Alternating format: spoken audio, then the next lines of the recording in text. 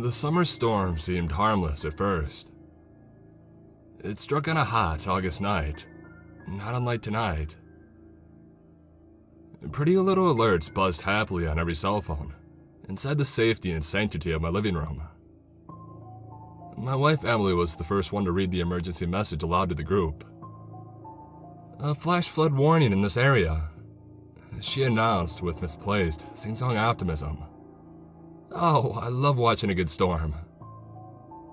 And no sooner than she had spoke, the evening sky erupted with forks of angry yellow lightning and buckets of cascading rain. 4 of us eagerly crowded around the bay window to watch.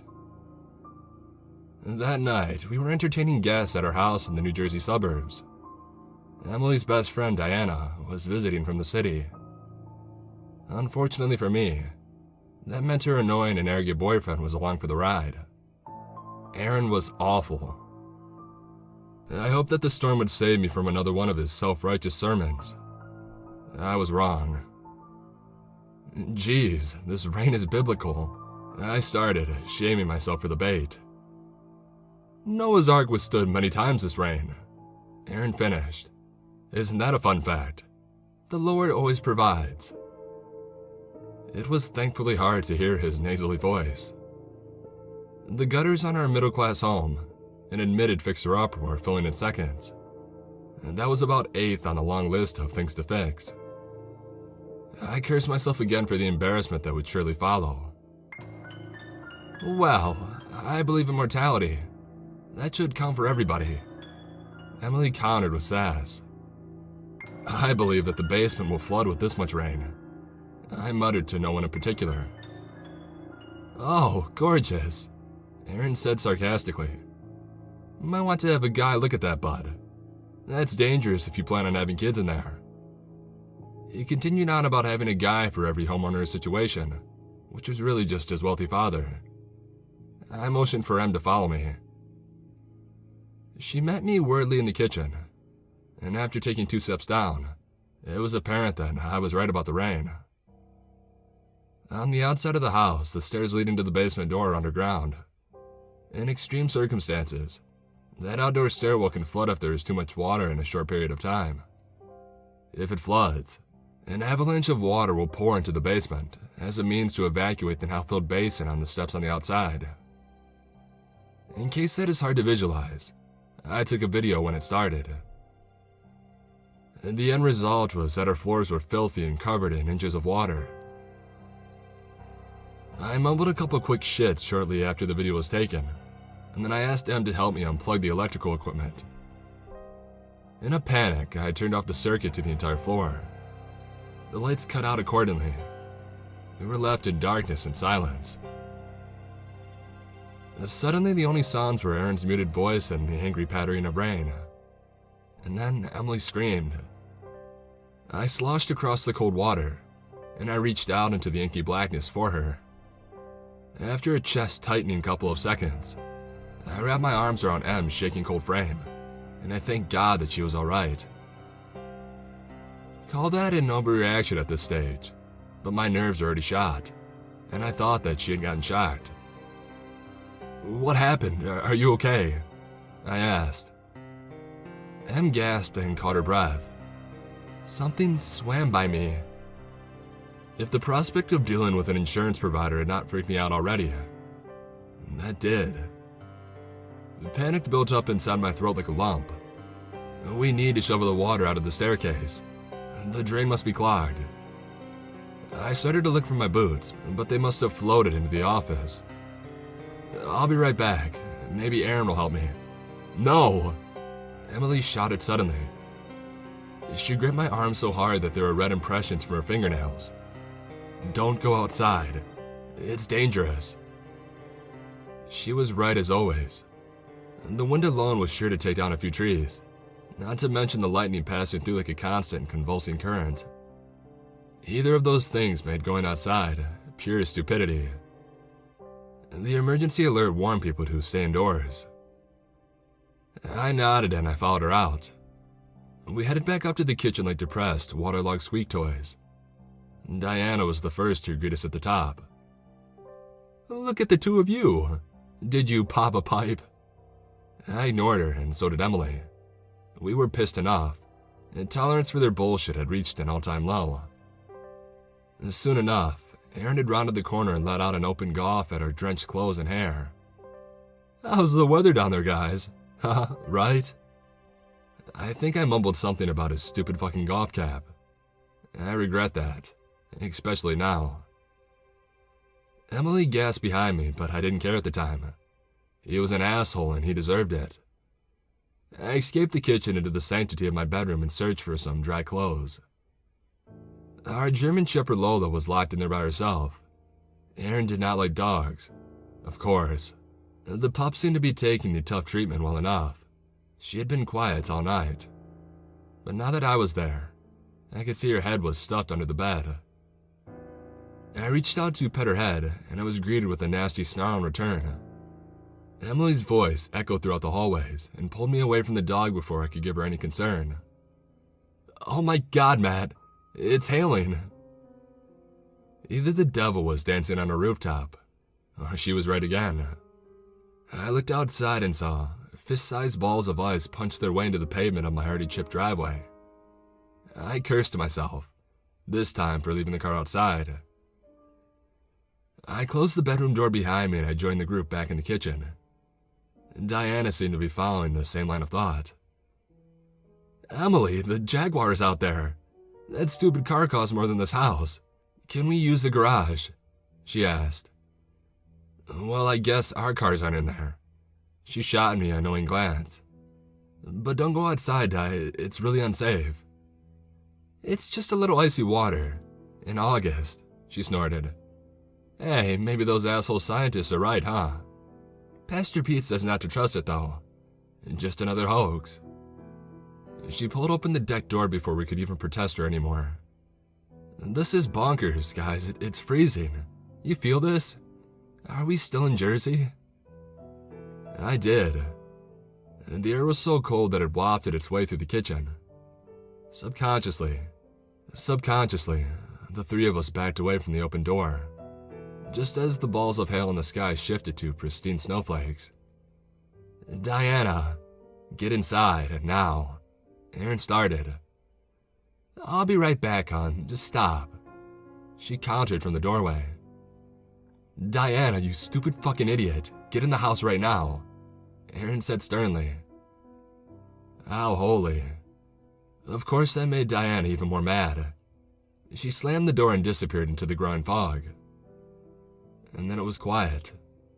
We waited for her in the silence. At first it felt like only a minute.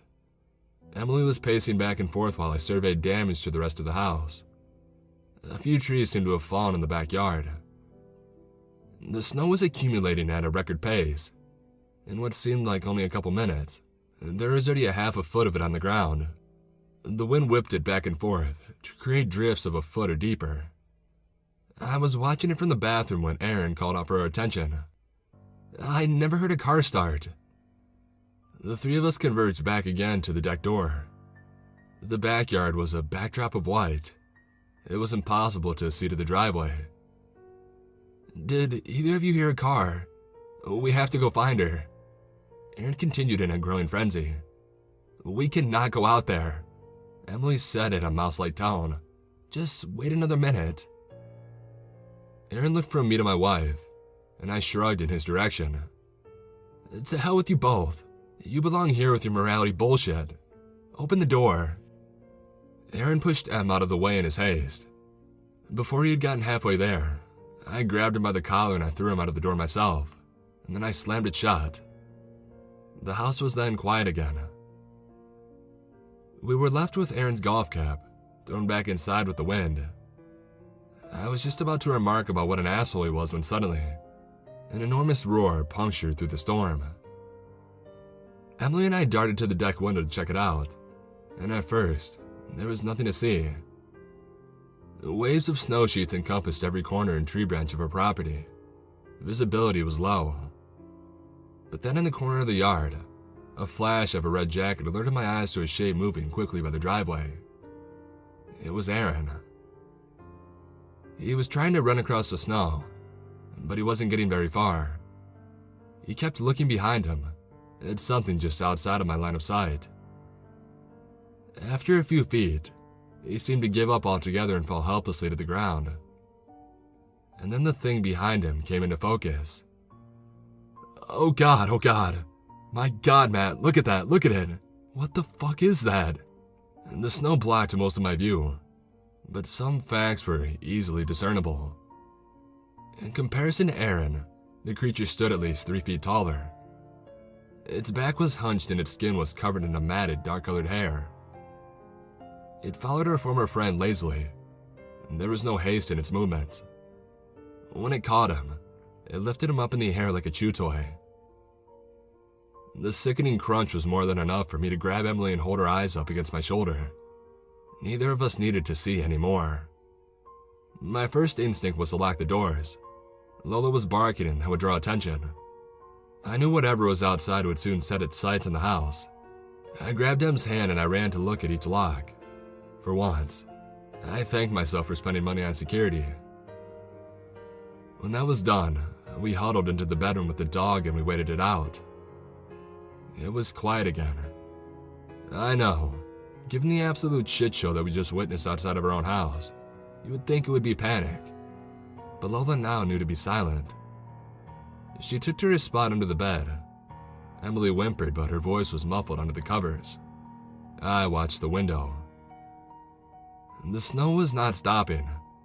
After only an hour or so, more than a foot had piled up.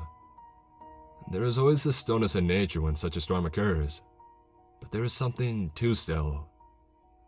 Sure enough, moments later, the loud crunch of footsteps outside confirmed my theory. "Open the door," echoed a familiar and haunting voice from somewhere in the distance. "You two idiots, open the door."